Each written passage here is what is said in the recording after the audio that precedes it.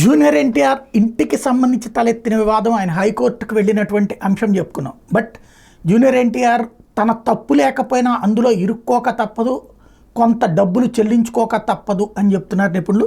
ఈ అంశం మీద సీనియర్ జర్నలిస్ట్ మంచాల శ్రీనివాస్ గారికి సంబంధించిన కథనం ఒకటి చూద్దాం. జూనియర్ ఎన్టీఆర్ కోర్టు మెట్లు ఎక్కాడు, నిందితుడిగా కాదు బాధితుడిగా.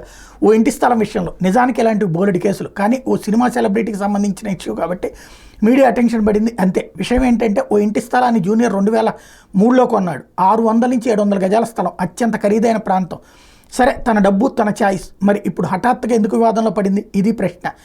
పాత వివాదమే, ఇప్పుడు హైకోర్టు దాకా వెళ్ళడంతో అందరి దృష్టి పడింది. జూనియర్ ఆ స్థలాన్ని సుంకు గీత అనే మహిళ దగ్గర కొన్నాడు. అమ్మిన వ్యాపారం ఎవరో కానీ అది గీత పేరు రిజిస్టర్ అయి ఉంది కాబట్టి ఆమె జూనియర్కి రిజిస్ట్రేషన్ చేసి ఉంటుంది. తీరా చూస్తే ఆ స్థలం మీద వాళ్ళు 1996లోనే రుణాలు తీసుకున్నారు బ్యాంకుల్లో. అది ఒక బ్యాంక్ కాదు, 3 బ్యాంకులట. ఒక స్థలం మీద 3 బ్యాంకులు లోన్ ఇవ్వడం ఏంటి అనేది కాసేపు పక్కన పెడితే, బ్యాంకులు తాకట్టు పెట్టుకుని కానీ లోన్లు ఇవ్వవు కదా. ఎప్పుడైతే సదరు గీత జూనియర్కి అమ్మేసిందో బ్యాంకులు నోటీసులు ఇచ్చాయి, ఆమె పట్టించుకోలేదు. జూనియర్ సరిగ్గా వివరాలు తెలుసుకోలేదేమో, కాగితాలు తరోగా పరిశీలించలేదేమో, లేక ఎవరైనా లాయర్ తను మిస్లీడ్ చేసేదేమో. గీత పత్తా లేదు. బ్యాంకులు ఈ స్థలం మాకే చెందుతుందని డెట్ రికవరీ ట్రిబ్యునల్ని ఆశ్రయించాయి. ఇలాంటి లోన్లకు సంబంధించి బ్యాంకులు పక్కాగా సంతకాలు చేయించుకునే ఉంటాయి కాబట్టి ట్రిబ్యునల్ బ్యాంకులకు అనుకూలంగా తీర్పు చెప్పింది, ఊహించింది. దీంతో జూనియర్ తను మోసం చేశాడంటూ గీతపై పోలీసులకు ఫిర్యాదు చేశాడు. ట్రిబ్యునల్ తీర్పు మీద కోర్టుకు ఎక్కాడు. కోర్టు కూడా ట్రిబ్యునల్ తీర్పుకి భిన్నంగా ఏమి చెప్పబోవచ్చు. మరి ఇప్పుడు జూనియర్ ఏం చేయాలి? నష్టపోవాల్సిందేనా? కాదు. వినిపించిన మరో ట్విస్ట్ ఏంటయ్యా అంటే, అలా కొన్న స్థలాన్ని జూనియర్ 2013లోనే ఎవరికో అమ్మేశాడు. బహుశా తను మోసపోయిన సంగతి తెలిసి ఉంటుంది. తను ఎవరికో అమ్మేసి చేతులు గడుక్కున్నాడు.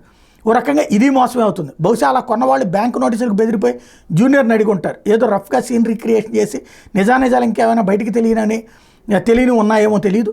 బట్ అంత విలువైన ప్రాపర్టీ ఓనర్షిప్ను వాళ్ళు కూడా అంత తేలిగ్గా వదిలేరు కదా, పంచాయతీ పెడతారు. ప్రస్తుతం ఈ స్థలంతో జూనియర్కి ఏ సంబంధం లేదని ఎన్టీఆర్ టీం కూడా ప్రకటన చేసిందట. మరి కోర్టుకి ఎందుకు ఎక్కినట్టు అంటారా? నేనే మోసపోయానని. దాని కోర్టు ఏం చేయగలదు? ఆల్రెడీ తాకట్టు పెట్టుబడిన ప్రాపర్టీ అది. పైగా తనకు జరిగిన మోసాన్ని దాచిపెట్టి తను ఇంకెవరికో మోసం చేసినట్టు కూడా court భావించొచ్చాం.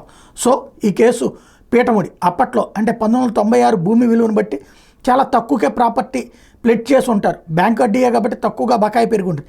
Present real estate value చాలా పెరుగుంటుంది. కాబట్టి ఎవరో పెద్దలు కూర్చోబెట్టి ఆ బ్యాంక్ బకాయిలను క్లియర్ చేయించడమే సరైన మార్గం అవుతుందేమో. చివరికి అదే జరగచ్చు. అలా జరిగిన జూనియర్ కొంత చిలుము వదలక తప్పదు. ఇంతకు అసలు విషయం ఏంటంటే, జూనియర్ ఎన్టీఆర్ఏ మోసపోయాడు, తను మోసం చేశాడు అన్నట్టు ఇందులో ట్విస్ట్ ఒక ఎత్తు అయితే, రెండో పాయింట్ ఏంటంటే, బ్యాంకులు లోన్లు ఇచ్చేసినటువంటిది ఎట్లా ఇచ్చారు? ఒకే స్థలం మీద ముగ్గురికి లోన్లు ఎట్లా, 3 లోన్స్ ఎట్లా ఇచ్చినాయి 3 బ్యాంకులు అన్నటువంటిది మరొక కాన్సెప్ట్. దీనికి సమాధానము స్పష్టత అయితే రాదు.